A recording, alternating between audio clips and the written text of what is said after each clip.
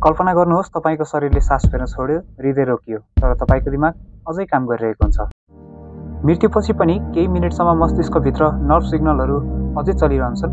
कोशिकाहरू अझै बिस्तारै बत्ती झिलिमिली झैँ चम्किरहेका हुन्छन्। तर शरीर बिस्तारै बन्द हुँदै जान्छ। रगत बग्न रोकिन्छ, अक्सिजन घट्छ अनि सिग्नलहरू एक एक गर्दै हराउँदै जान्छन्। त्यो केही क्षणमा तपाईँका जीवनका सम्झनाहरू फेरि प्ले हुने गर्दछन्।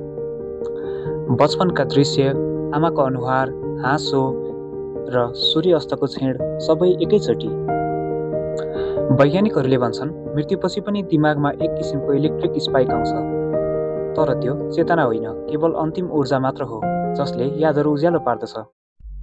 त्यसैले फिल्ममा देखाइने लास्ट मेमोरी दृश्य झुट होइन, तर अधुरो हो, किनकि त्यो केवल मस्तिष्कको अन्तिम चमक हो।